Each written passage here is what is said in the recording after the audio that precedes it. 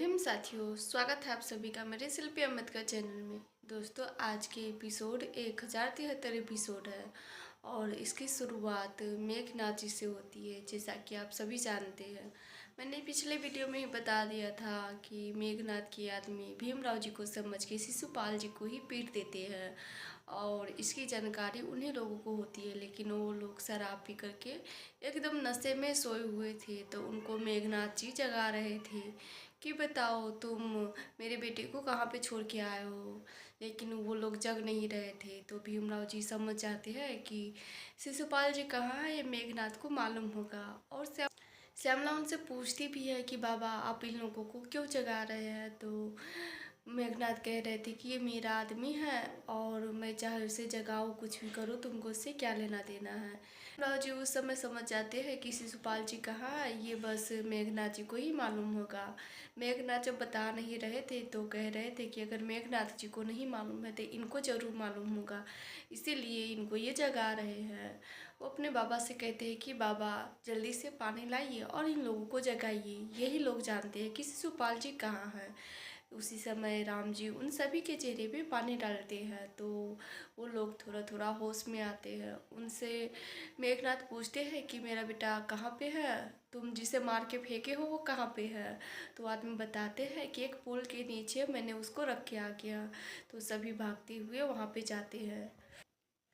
जब सभी लोग शिशुपाल जी के पास पहुंचते हैं तो देखते हैं कि वो बुरी तरह से घायल थे, क्योंकि उनको बहुत ज़्यादा पिटाई लगी हुई थी और इसलिए वो थोड़ा भी होश में नहीं थे। और जब वो होश में आते हैं तो बस वो भीम से इतना पूछते हैं कि भीमराव तुम ठीक तो हो ना। भीम जी बताते हैं कि हाँ मैं बिल्कुल ठीक हूँ। उतनी बुरी हालत में भी वो बस भीमराव जी के बारे में ही पूछ रहे थे कि भीमराव तुम ठीक हो या नहीं, तुम्हें कुछ हुआ तो नहीं। तो भीमराव जी उनको बताते हैं कि शिशुपाल जी मैं बिल्कुल ठीक हूँ और आपको भी कुछ नहीं होगा, मैं अभी आपको अस्पताल में लेके चलता हूँ। जिसके बाद चार लोगों से चादर पे शिशुपाल जी को लेटा करके सभी अस्पताल में लेके जाते हैं। अस्पताल में ले जाने के बाद थोड़ी देर के बाद इलाज होती है और उसके बाद वहाँ उधर जब शिशुपाल जी का इलाज होने लगता है तो जितने भी बाकी लोग थे वो सभी अपने अपने घर चले जाते हैं। सभी तो चौल में के ही आदमी थे तो सभी चौल में जाते हैं, लेकिन उससे पहले ही वहाँ पे जोखू, जनार्दन, मनोहर, फुलिया काकी, जीजाबाई, करुणा, ये सभी भीमराव के मरने का इंतजार कर रहे थे कि कोई तो खबर लेके आएगा कि भीमराव मर गया या नहीं। उसी समय सभी लोग वहाँ पे पहुँचते हैं तो उन सभी को देख के वो हैरान हो जाते हैं। जीजाबाई साफ साफ ये ना पूछ करके घुमा के पूछती है कि क्या हुआ, कोई भी पढ़ने वाला आदमी मिला या नहीं। तो राम जी समझ जाते हैं और बोलते हैं कि जीजाबाई इतनी रात तक तुम बस यही जानने के लिए तो जगी नहीं रहेगी, और साथ में जोखू, जनार्दन, मनोहर, फुलिया ये सब है तो ज़रूर कोई बात होगा। जीजाबाई कहने लगती है कि नहीं कोई बात नहीं, हम तो इसीलिए इंतज़ार कर रहे थे कि कोई पढ़ने वाला मिला या नहीं।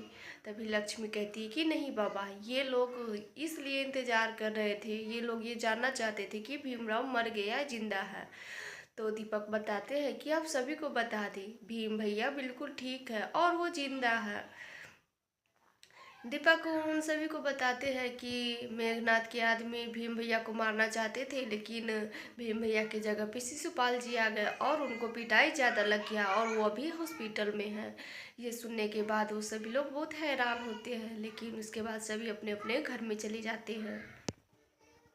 वहीं दूसरी तरफ इलाज होने के बाद जब डॉक्टर साहब आते हैं तो भीमराव जी उनसे पूछते हैं कि डॉक्टर साहब क्या हुआ, शिशुपाल जी ठीक है या नहीं। तो डॉक्टर साहब बताते हैं कि हाँ शिशुपाल एकदम ठीक है, आप चाहे तो उनसे मिल सकते हैं। तो इतना सुनते ही भीमराव जी रमा दौड़ के भाग के जाती है उनसे मिलने, लेकिन जब मेघनाथ उनसे मिलना चाहते थे तो श्यामला उनको रोक देती है कि बाबा आप यहीं पे रुकिए, आप मेरे पति से मिलिएगा नहीं। मेघनाथ तो पूछ रहे थे कि मैं क्यों नहीं मिलूंगा, लेकिन फिर भी श्यामला जिद पकड़ी हुई थी कि आप मेरे पति से नहीं मिलेंगी।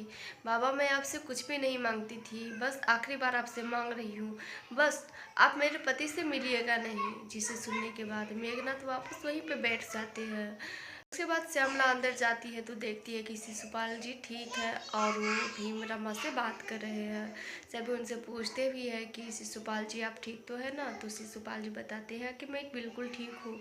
और उस हालत में भी वो बस भीमराव के बारे में ही पूछ रहे थे कि भीमराव तुम अच्छे हो या नहीं। तो भीमराव जी बताते हैं कि मैं बिल्कुल अच्छी हूँ। इतना मना करने के बाद भी वहाँ पे मेघनाथ पहुँचते हैं तो उनको देख के श्यामला कहती है कि बाबा मैंने आपको मना किया था ना अंदर आने से, फिर आप किस लिए आ गए। वो भी मेघनाथ भी शिशुपाल जी को देखना चाहते थे, इसीलिए वो अंदर चली जाते हैं। उस समय शिशुपाल भी मेघनाथ को बताते हैं कि बाबा आप भीमराव को मनवाना चाहते थे, लेकिन देख लीजिए आपकी वजह से मेरा क्या हालत हो गया। उस समय मेघनाथ और ज़्यादा गुस्सा होते हैं और इस सब का कारण भीमराव को ही बताते हैं। वो उस समय भी कहते हैं कि भीमराव मैं तुम्हें छोड़ूंगा नहीं। इतना कह के वो वहाँ से चली जाते हैं। लेकिन वहाँ से जाने के बाद जितने भी उनके आदमी थे जो भीमराव जी समझ के शिशुपाल को पीटे हुए थे, उन सभी को वो लाठी से बहुत पिटाई करते थे और उन सभी को डांटते भी है कि कैसा इंसान हो, कम से कम तुम लोगों को चेहरा तो देख के मारना चाहिए था, ऐसे कोई मारता है क्या। थोड़ा सा देख लेते कि अगर उस चादर के अंदर कौन है तो आज ये शिशुपाल की हालत नहीं होती। इसलिए वो उन सभी को बहुत पिटाई कर रहे थे।